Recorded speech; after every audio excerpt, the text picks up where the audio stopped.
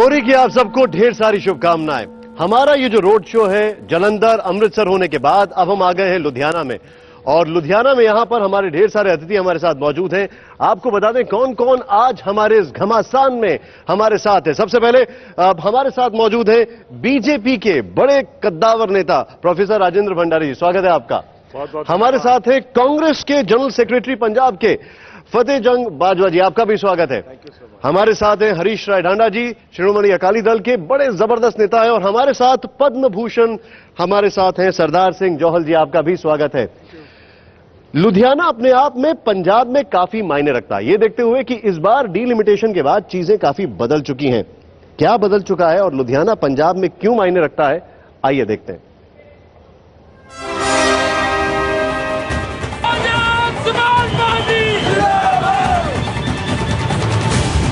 पूरे देश में हौजी और गारमेंट के लिए मशहूर लुधियाना में इस बार विधानसभा की 14 सीटें हैं।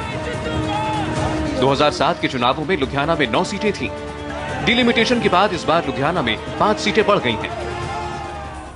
पिछले चुनाव में लुधियाना ने बीजेपी अकाली गठबंधन के पक्ष में वोट दिया था।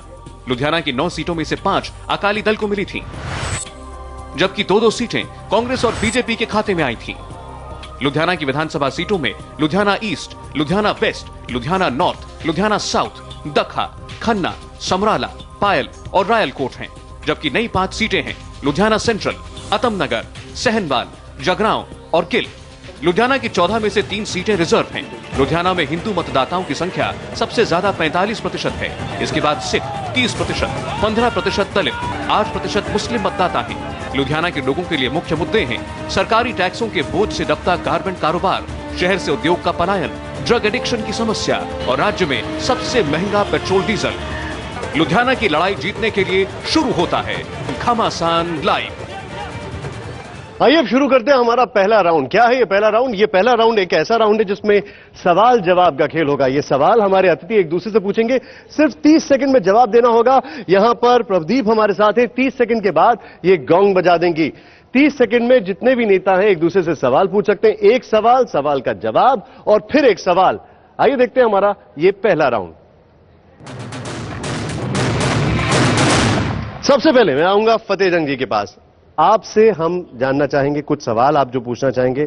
हमारे साथ यहां पर भंडारी जी मौजूद हैं, इनसे क्या सवाल है आपका? पहला सवाल मेरा भंडारी जी से ये होगा भी, आपकी सरकार ने गवर्नमेंट ऑफ पॉपुलिज्म शुरू की, जिसमें जो लाभदारी थे, जैसे कि दाल आटे की, जो बादल साहब ने सबसे पहले शुरुआत की, भी दाल आटे की जो सब गरीबों को बांटा जाएगा, उसमें ये फेल हुए और वेंडेटा बड़ी जबरदस्त पंजाब में छाई रही, और इन्होंने कांग्रेस के जो लोग हैं उनके ऊपर बहुत ज्यादा वेंडेटा किया। 30,000 केसेस जो है पंजाब के वेंडेटा पॉलिटिक्स इन्होंने की। जवाब क्या है आपका? अरे हमने तो डेवलपमेंट की है, सड़कें, पुल, बिजली के इतने बड़े पावर हाउसेज हमने बनाए हैं।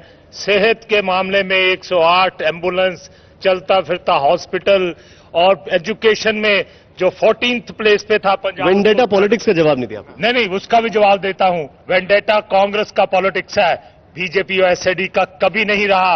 इनके कैप्टन साहब से पूछिए, उनका एक ही एजेंडा है, बादल बादल बादल। अपने 5 साल के कार्यकाल में उन्होंने किया क्या? आपका समय खत्म हो गया। आपका क्या सवाल है फतेह जंग जी से?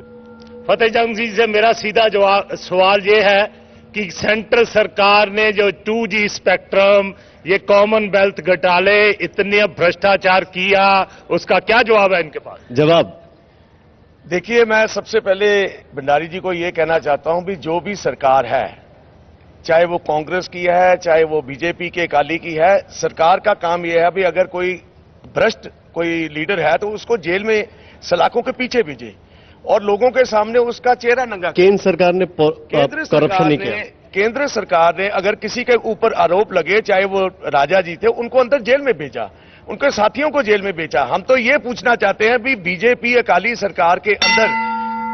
टाइम खत्म हो गया। अब आपको सवाल पूछना है, आप सवाल पूछे हरीश जी से।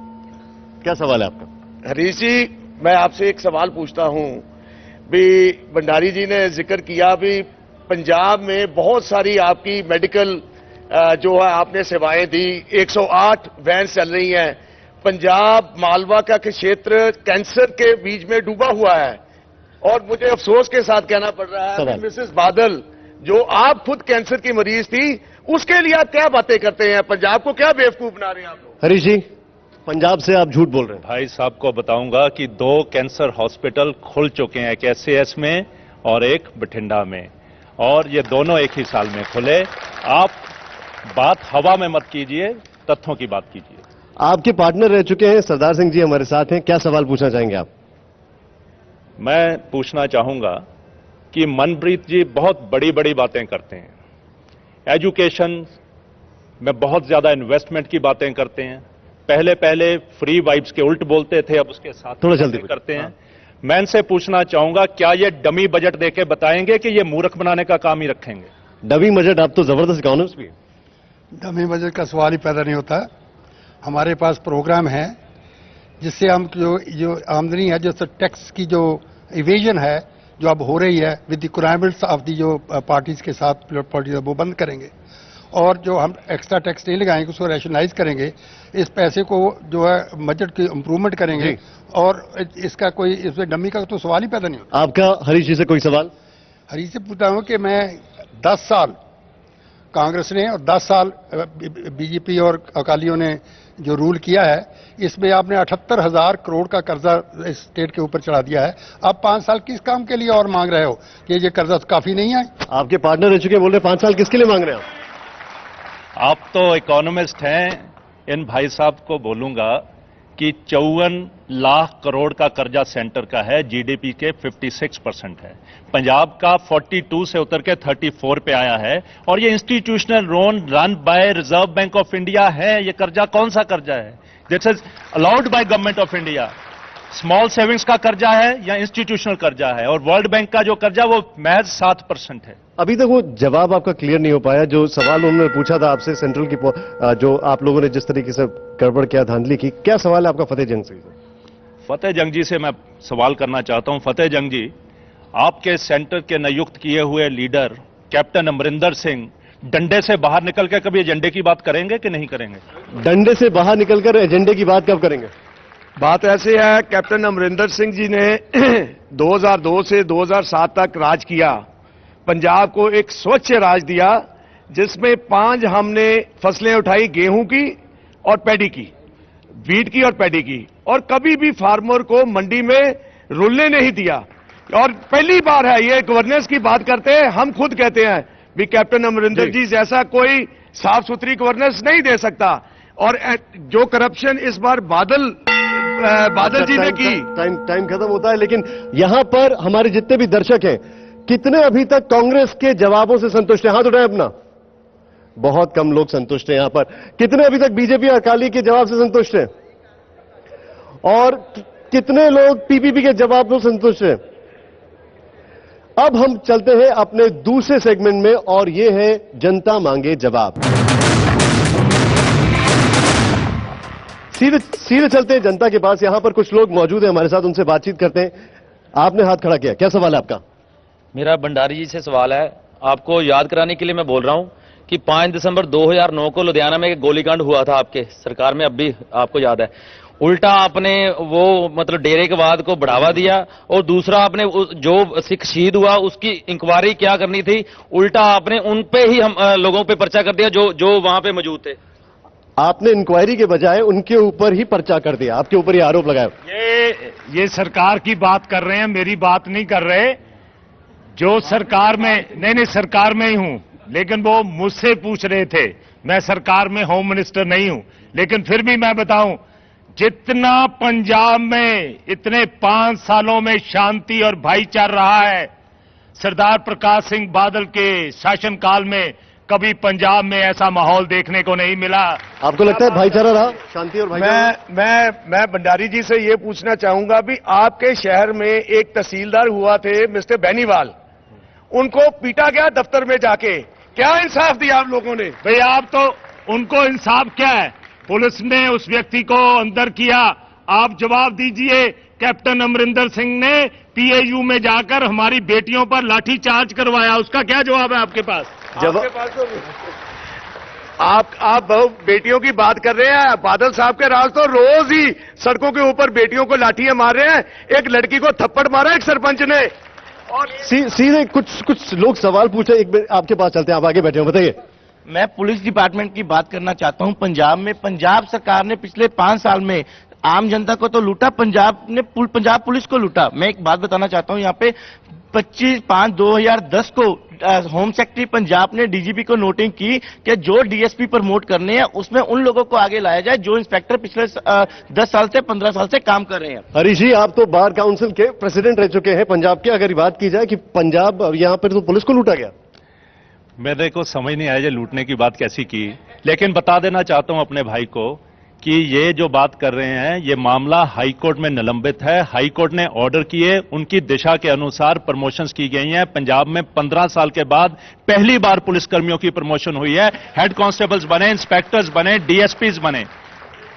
अब एक साहब यहां पर आगे बैठे हैं, इनका कुछ सवाल है, बताइए क्या सवाल है आपका, पूछिए। सर, आप जिन्होंने पूछना जाना है कि जिस तरह मैं आपसे पूछना चाहता हूं कि जैसे कि भ्रूण हत्या को आप प्रोत्साहित करते हैं कि आप आगे आओ, लड़कियों को आगे लाओ। सर ये बताइए, जब एक मुद्देदार बंदा, इज्जतदार बंदा एक लड़की को चपेट मारता है, जब बात करता है, क्या आज तक उसको सजा हुई? ये सवाल का जवाब आपको देना होगा हरीश जी। कोई भी सोसाइटी क्राइम रहित नहीं है। क्वेश्चन ये है कि लॉ फॉलो करता है कि नहीं करता। कोई क्राइम होता है उसको लॉ फॉलो करता है। न्यूयॉर्क में भी रेप्स होते हैं, आप चपेट की बात करते हो, लेकिन क्वेश्चन है उसको पकड़ना चाहिए, सजा मिलनी चाहिए। वो हो रहा है, होता रहेगा, विश्वास देते हैं आगे भी होगा। कितने लोग यहां पर अभी तक इस सरकार के सवालों के जवाब से संतुष्ट हैं? श्रोमणी अकाली दल और बीजेपी के सवालों के जवाब से संतुष्ट हैं? काफी लोग सवालों के जवाब से संतुष्ट हैं। अभी वक्त एक ब्रेक का, लेकिन ब्रेक के बाद हमारा सेगमेंट शुरू होगा मैं शपथ लेता हूं, जिसमें ये जो नेता हैं ये शपथ लेंगे।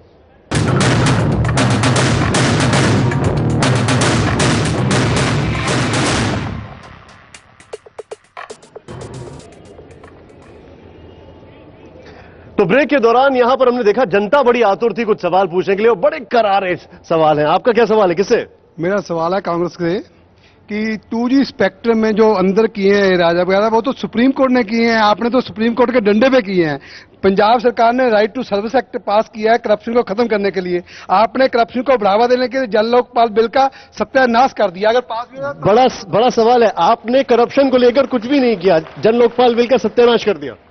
ऐसे है, मैं ये बताना चाहता हूं भी कांग्रेस पार्टी की डायरेक्शन के ऊपर ये केस रजिस्टर हुआ, और उसके बाद आप जो बात कर रहे हैं अभी जन लोकपाल बिल की, कांग्रेस पार्टी एक अच्छा जन लोकपाल बिल लेके आना चाहती है।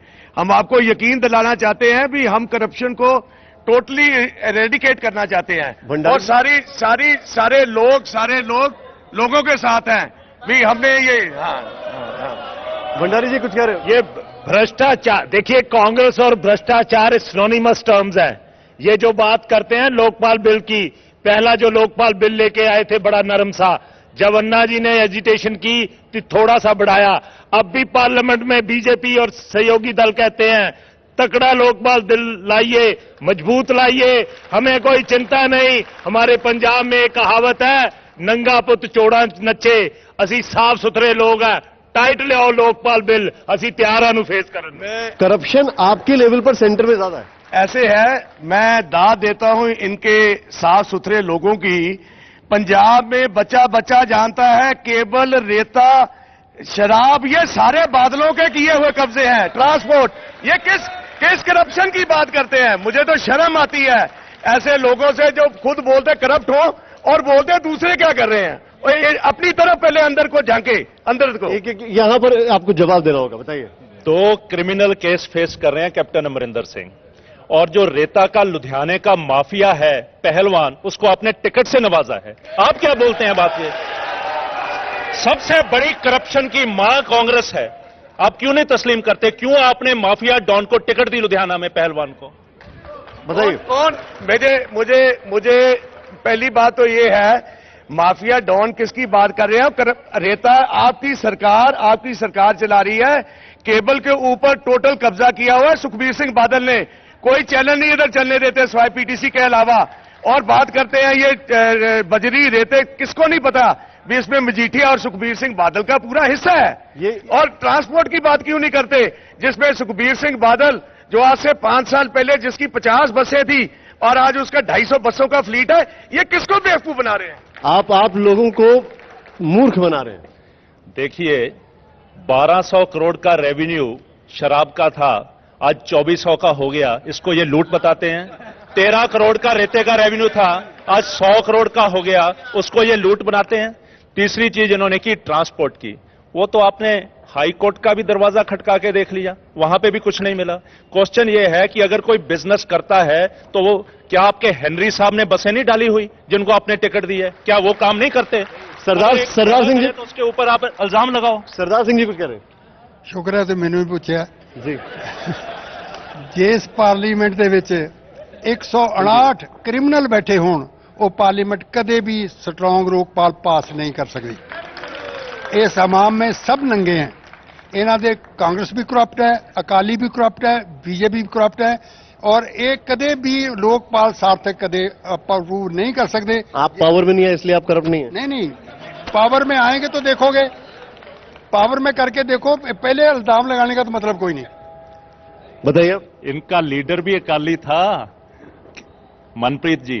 ये वाइल्ड एलिगेशन से मैं एग्री नहीं करता, लेकिन एक चीज से एग्री करता हूं कि क्रिमिनल्स का लेजिस्लेचर में जाना किसे ढंग से रोकना होगा एक दिन। तभी तो लोकपाल की चर्चा हो रही है, तभी तो लोकपाल की बात हो रही है, जिससे कांग्रेस भाग रही है। क्यों नहीं काला धन वापस आता, क्यों नहीं काला धन लाया जाए, क्यों नहीं लोगों के नाम लिए जाएं, क्यों नहीं इनको पकड़ के अंदर किया जाए सबको? ये तो स्ट्रॉन्ग लोकपाल बिल। अब हम अपने दर्शकों को बता दें कि कई सारे वादे करते हैं पॉलिटिशियंस, पॉलिटिकल लीडर।